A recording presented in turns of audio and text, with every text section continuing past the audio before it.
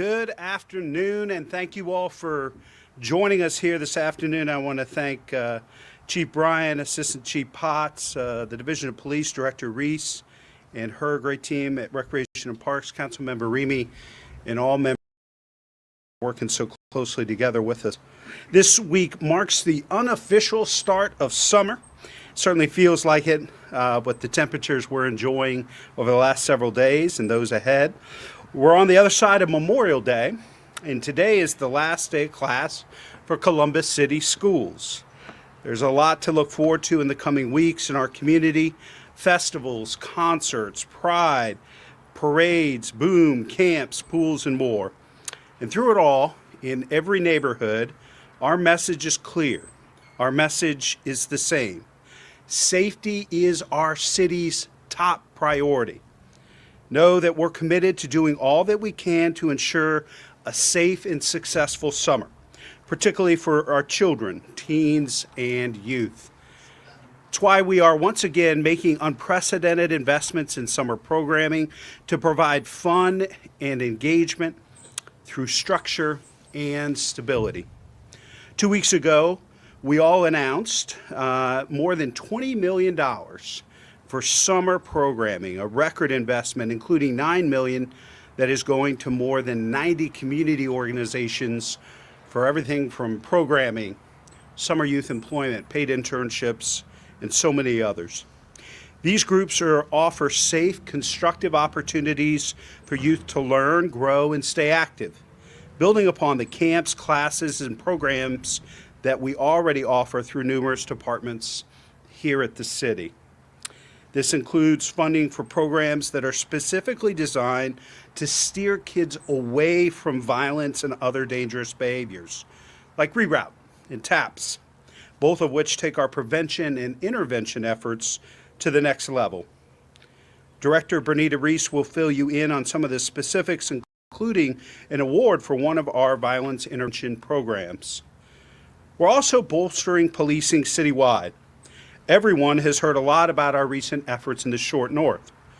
In a few minutes, Assistant Chief Potts will give you the statistics, but it's fair to say we're seeing great success there, with 2 peaceful weekends in a row thanks to our officers and members of the community working together, doing all they can to protect that neighborhood and everyone who dines, shops, and lives there. But our focus extends beyond the Short North. Our focus includes every neighborhood in Columbus. Today, I'm announcing that we're launching Operation Moonlight for the second year, allowing us to go above and beyond to place our officers in specific locations at the times they're needed most. We're able to do this by supplementing existing patrols through voluntary overtime. So this will not take our officers responding to calls from service away from their work or those that are doing community policing. This is a total cost commitment of $2 million, up from the $1.6 million that we spent last year on this. And again, let me be clear, we're not pulling away any officers from their assigned shifts or duties. We're adding additional officers who would otherwise be off. At the same time, we're stepping up enforcement and surveillance using portable lights and cameras to help deter crime and keep at bay the kinds of conditions that typically give rise to acts of violence. Director Reese will tell you about how they're using them at our parks, but know that because they're portable, we can move them anywhere in the city based on needs or latest crime trends. I'm also happy to announce that the city's Safe Streets program starts again on Sunday citywide, deploying uniformed bike officers to strengthen our patrols in various neighborhoods and connect with residents to form new connections and build lasting trust. Safe Streets has proven successful in years past by establishing channels of dialogue and communication between our officers and the public. And know this, we will monitor and evaluate Operation Moonlight and Safe Streets throughout the summer. If more resources are necessary, they will be granted. Whatever it takes, we will invest, collaborate, cooperate, and work together to make sure our city is safe. Our approach in all these efforts is holistic. It's comprehensive, data-driven, and it's proactive. None of this would be possible without strong collaboration among city departments, our vast network of community partners and local agencies at every level of government and in every industry, who are all doing their best to improve quality of life and build a brighter future for our city. To talk more about all that the Columbus Division of Police is doing to reduce violent crime and improve neighborhood safety, it's my pleasure to introduce Assistant Police Chief LaShanna Potts. Thank you, Mayor. Thank you. Thank you, Mayor Ginther, Councilman Remy, and Director Reese. As Mayor Ginther stated, today is the last day for students at Columbus City Schools. As summer approaches, many young people will be enjoying our beautiful parks, cooling off in our beautiful pools, and engaging in fun at our community centers or just hanging out, as teens do, enjoying themselves in the community. All of these locations will now have more additional Columbus police officers present. Operation Moonlight, which was highly successful last year, is now in full swing. This initiative will put up to 40 additional officers in high visibility areas during key times during the summer. We will continue to monitor our data so that officers are put where they need to be. We will continue Operation Burnout in every area of the city that targets the reckless operation of motor vehicles, takeovers of city streets, businesses, private properties, along with all related criminal activity. We have found great success since starting approximately a month ago in multiple parts of the city. Operation Burnout, just to give you an idea of what our officers are doing, this past weekend in the Short North, they wrote 86 traffic citations, 14 misdemeanor summons, 9 curfew violations, 3 felony arrests, recovered 2 realistic BB guns, 1 incident of drugs seized, 210 parking citations, and we impounded 95 vehicles. These results mean that our messaging is being received. We will continue to leverage all resources to disrupt violent, disruptive behavior in any kind, not just in the Short North, but in the Hilltop, on the East Side, in Linden, any and everywhere where we are needed. Our goal is not arrests and citations. Our goal is safety. Safety for every neighborhood and every resident in the city of Columbus. After reviewing our data and the progress that we have made over the last several weekends, we will scale back parking restrictions to allow parking along the southbound lanes of High Street between Goodale and Fifth Avenue. Street parking along the northbound lanes of High Street will still not be permitted after 10 p.m. We will be utilizing bike officers wherever we can across the city for engagement and enforcement activity. We know that residents love our bike officers, and our bike officers love engaging with our residents. They allow officers to move more freely than officers in our cruisers. Last year, to give you an example of just the great work that was done by the men and women of this division, they checked 375 businesses, churches, and schools. They attended 169 community events, worked 523 hours attending community meetings and events, made 107 felony arrests, seized 96 firearms, and spent more than 2,000 hours on their bikes. With the addition of the new zone, Zone 6, it has helped us balance our calls for service across the city. This has more evenly distributed the workload for our patrol officers, creating more opportunities for stronger relationships between our officers and the neighborhoods that they serve. We are also excited that on Sunday, we have 29 additional officers who would have been completed successfully their field training program. These officers, in addition to 31 officers that are in the second phase of coaching that will hit the streets in August. All of our operations today discussed have been successful and are very well received by every community member in the city of Columbus, due to the fact that we are also community driven. This is not about enforcement. This is about us working with our community partners to collaboratively decrease the violent crime in the city of Columbus. Just a few examples of some of the things that we're doing on the community engagement. Our community liaison officers will host events such as the Fairmore Resource Fair and Fun Day this Saturday. We will also be at every Rise Up event across the city throughout the summer. But not only that, we are planning our first annual car show. We will have a teen summit program, teen town hall, and a plethora of other things from the division perspective that not only engages youth, but also makes us more approachable to the community that we serve. We will also, in addition to that, be at parades, festivals, fairs to make sure all residents and visitors feel safe. This summer is going to be a busy one, and you can expect to see our dedicated men and women, not only in uniform but also in plain clothes, working together with the community to build a safer, stronger Columbus. But we also ask that this is not just a police effort.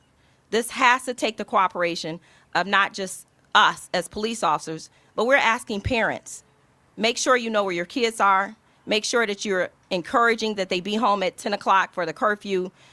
We want to get ahead of this curve. We know that we can do it working collaboratively together to decrease crime and make sure that our residents, our youth, have a fruitful summer and they enjoy the summer without more gun violence. Thank you. And with that, I would like to introduce Columbus Recreation Parks Director, Bernita Reese. We just keep lowering the mic. Thank you, Assistant Chief Potts, Mayor Ginther, Councilmember Remy. Good afternoon. I just want to reiterate, and that is that our parks and our community centers are safe. Sometimes that's questionable, but we are safe. We continue to enhance safety efforts to ensure that our parks remain safe. Thanks to the funding approved by Columbus City Council, our safety effort in parks are once again, they're bolstered by 25 portable cameras, 7 light towers. These cameras and lights are portable, so they're able to be moved depending on where they need to go. These cameras can be monitored in real time, and we can relocate them as needed in consultation by the Division of Police.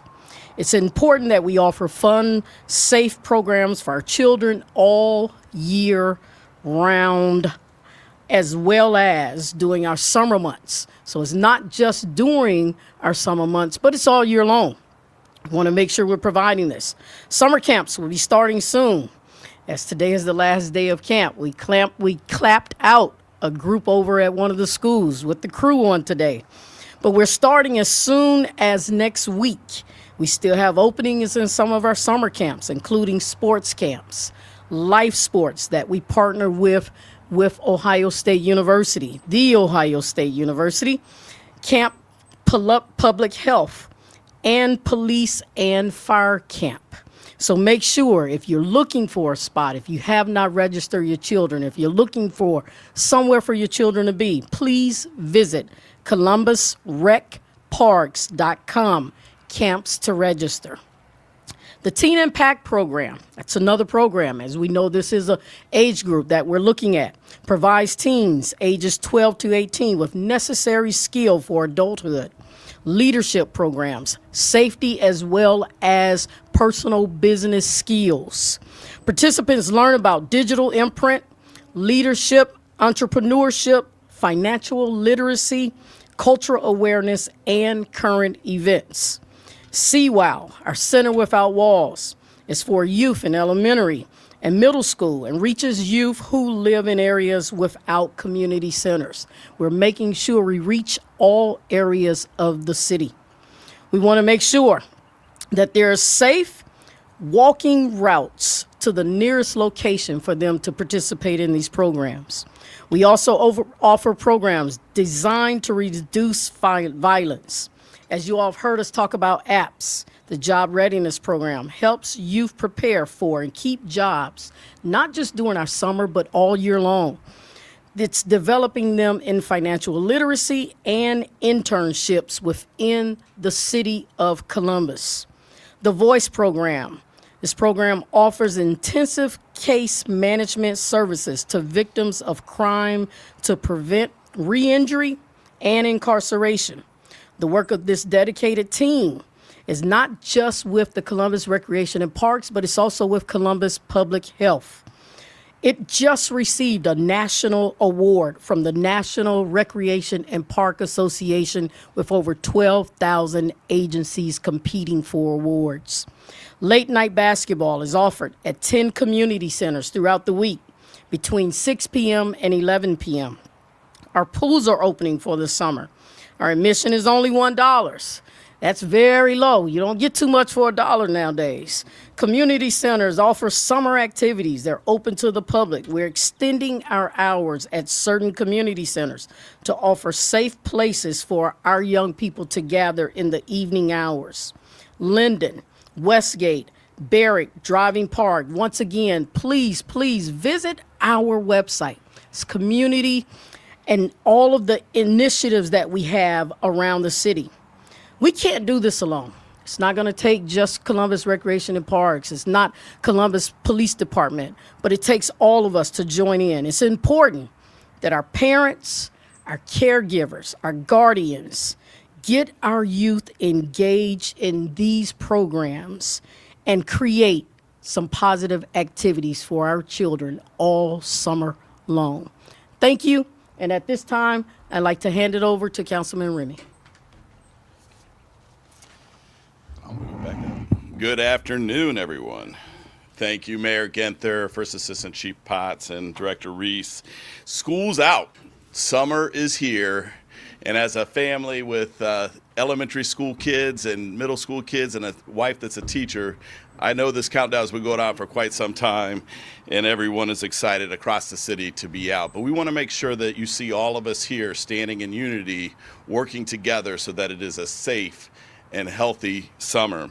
As chair of the Public Safety Committee for Council, keeping Columbus residents safe in our neighborhoods, rec centers, and parks this summer is my top priority. I stand here representing the rest of Council who stand in solidarity that this is a priority one for Council colleagues and everyone here today. Over the last month, your Columbus City Council has passed legislation to make significant investments into our safety summer strategy. We approved over $500,000 for continuing the rental of temporary lights and security cameras for deployment in our city parks or anywhere else that are needed. We passed legislation to approve double time rates for police officers, sergeants, and lieutenants to work voluntary scheduled overtime for special city operations such as Operation Moonlight, summer festivals, and more. Further, Council passed over $8.9 million in a total with the mayor of $20 million to fund over 90 community organizations that will work directly with our Columbus youth. At the end of this month, our fire and police officers will come together for a public safety week to demonstrate to the community how our first responders work together, help our community together, and encourage all of our residents to join with us to fight this fight together. The number one priority that my office continues to hear about from residents every day, the number one issue is public safety. That is what I hear at community meetings. It's what I hear when I attend area commissions, and it's what I hear at civic associations. It's what I hear when I run to the store at Kroger on Morris Road and get stopped several times before I can check out. These are our streets. These are our neighborhoods. We will not let a small handful of people make the rest of us feel uneasy where we live, where we work, or we play in our rec centers and parks. Everyone in our great city deserves to feel safe. It is my commitment that we will not stop trying new programs, supporting new initiatives, and bolstering existing programs until we all can unequivocally say we feel safe. My council colleagues join me in our commitment to funding, partnering, and promoting everything we can to keep Columbus safe this summer in every neighborhood. Thank you, and now I'll turn the podium back over to Mayor Ginther. Thank you, Councilman. Thank you, Councilmember Remy, and thank you as well to Columbus City Council. Neighbors, we just laid out the latest of what we're doing right now to keep our city and residents safe. Here's the bottom line. The city is doing everything we can to protect children and families and to make all of our neighborhoods safer. But a lot of this hinges on vigilance, accountability, and communication within the home as well. We need moms and dads, aunts and uncles, grandparents, cousins, everyone, to stand up and do everything they can to keep their kids and teens safe. There's a citywide curfew, as the First Assistant Chief Potts mentioned, on the books. Everyone between the ages of 13 and 17 needs to be off the streets from midnight through 4:30 in the morning. We need you to do your part by factoring in this curfew when you set the time that everyone must be in at your home. And we need you to enforce it. If you don't, we will. More often than not, it comes down to knowing where our kids are and who they're with. There's no excuse for any teen to be out and about unsupervised in the middle of the night, especially in the light of the gun violence that is gripping this nation. We've been dealt the most dangerous and reckless gun laws in the history of our state: concealed carry, permitless carry, stand your ground, and all the national public health studies and journals show that the states with the most dangerous and reckless gun policy have the highest incidence of gun violence. In the midst of all that, we continue to push forward. We believe that gun laws that allow practically anyone to own a gun makes us all less safe. All of us need to do more, to do everything within our power to keep our families free from harm. Our children deserve every chance to thrive and succeed, to lead happy and fulfilling lives, and we're going to give it to them. Together, we can make it a safe and exciting summer for everyone here in Columbus. We'd be happy to answer any questions from the press. I have a question for Chief Potts. Yeah. Do you have the staffing levels to do all of these programs without forcing overtime, without forcing officers canceling first days off? So you never can say what you can't force someone to do. I will say officers have been doing this detail since the summer started. They did it all last year, and we didn't force anyone. But can that happen? Yes. Can we restrict days? Absolutely. Is it in the chief's power to do so? Yes. But I'll tell you, officers are signing up. We don't have enough spots right now for as many officers who want to work. For them, double time is an incentive. For us, getting more officers on the street is our incentive. For the community, seeing more boots to the ground is an incentive. So I got to thank, City Council, Mayor Ginther. Our officers deserve everything that they're getting because we're asking them to do a lot. And they're out here doing it day in, day, making sure that the citizens are safe. And they're giving up their summer. And so if they're giving up their summer, I'm gladly paying them what that's worth. But the division has already canceled first day off for weekend of Pride. We do that anyway. That has nothing to do with this detail. Yeah, we've been really, to First Assistant Chief Potts' point, just grateful to the officers. The turnout we've seen with Operation Burnout this summer, Operation Moonlight last summer, incredible amounts of officers who are raising their hand to do more because they believe in neighborhood and community safety, and they're doing a great job in responding to the call from the public. You mentioned the parking, going to be some changes in the short north over the weekend. What about the police staffing? Are they going to see the same numbers? Are you going to slowly reduce that? What's that going to look like this weekend? Chief Potts? So we're following our data. If we feel that we don't need more officers in the short north, we'll move them where we do believe that we need more officers. We're going to consistently look at our data and follow the trends. Right now, because we're opening up one side of the street on High, we understand that we may not need as many officers as we had, but we didn't just have Columbus police officers. We had a multitude of other agencies that were there assisting us. And so we'll keep monitoring. If we have to restrict, if we have to open up, we'll do that as our data tells us to. Today's Thursday. It's tomorrow. Have you made those decisions yet?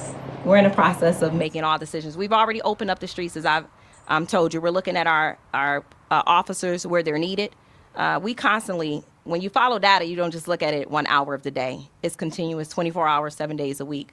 Right now, we're thinking we're going to scale back, but if we find out on Friday and Saturday that we can't, then we won't.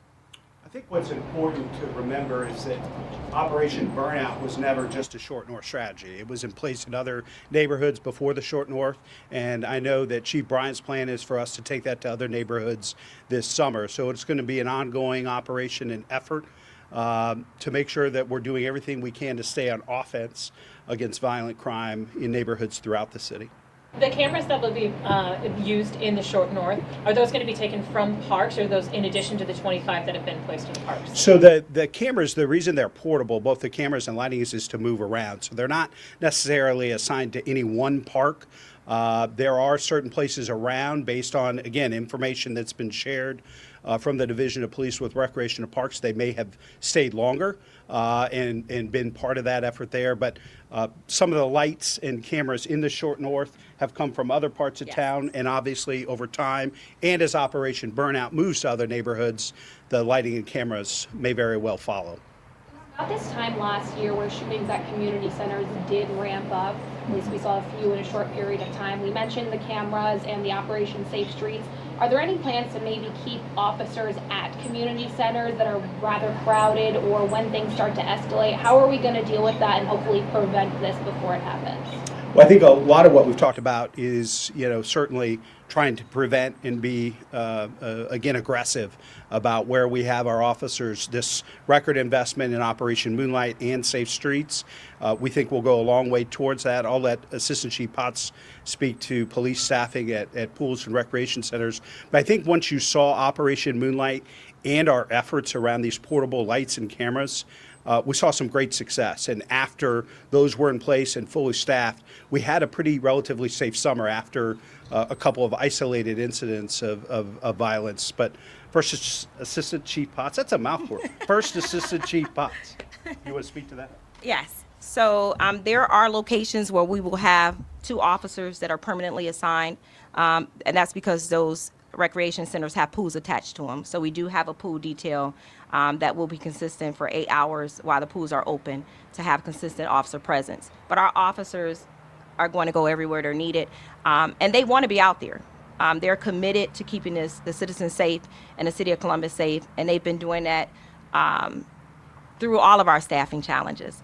We know where the crime is happening. We're using our data to leverage that, and we also have a phenomenal relationship with Parks and Rec, as well as other city entities within the city of Columbus. So when it comes to staffing, this last weekend there was a large party, 7 people, mostly teenagers, were shot. A gentleman called our newsroom and said he called CPD dispatchers and said there's a large party, they're noisy, they're not following the laws. And dispatchers told him at that time that they didn't have enough officers to respond. And this was prior to the shooting. Are there enough officers in the streets to respond to calls like this? There absolutely are. We didn't find out about that call until afterwards. We had Operation Burnout officers. We had some officers who were working Moonlight. Resources could have been redirected. However, you know that we don't handle the 911 call center. But we've now, with the help of DC Smith-Weir, we're now tracking if there are any parties that we become aware of. We're putting resources where they need to be. So we're looking at that for this weekend as well. And I think it underscores the importance of parents and caregivers, right?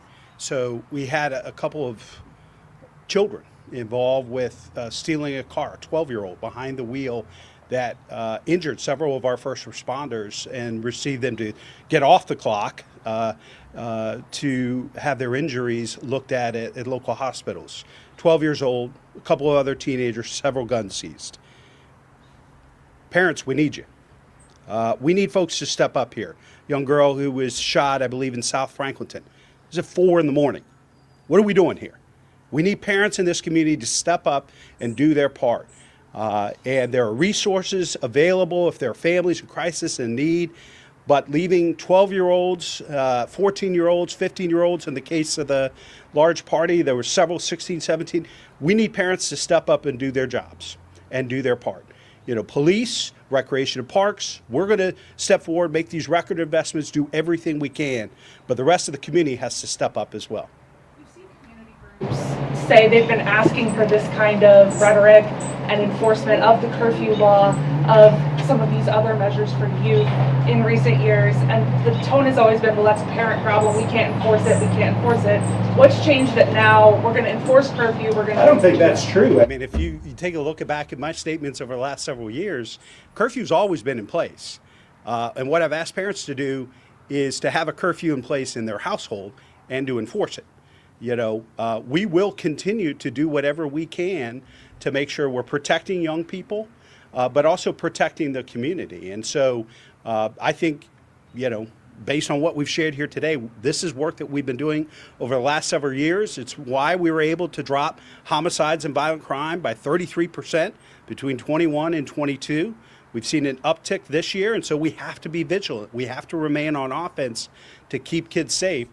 Part of that is the city's responsibility, but parents have to be part of the solution here as well, and the rest of the community and faith leaders and business leaders. We all have a role to play. We know what we need to do. We've seen success, and now we have to recommit to one another to do our part. How are you going to define success with these programs and this The investment? bottom line is we need violence to go down. Period.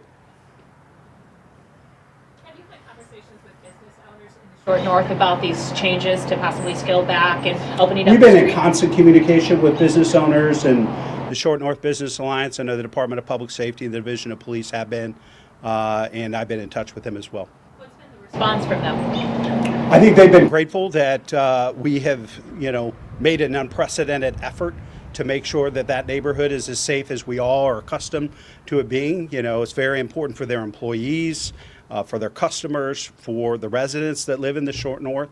The Short North is important to us, but every neighborhood is important to us. And we want to take the success of Operation Burnout that worked in neighborhoods before the Short North, and that we're going to move to other neighborhoods after the Short North to be successful there too. Thanks, everybody.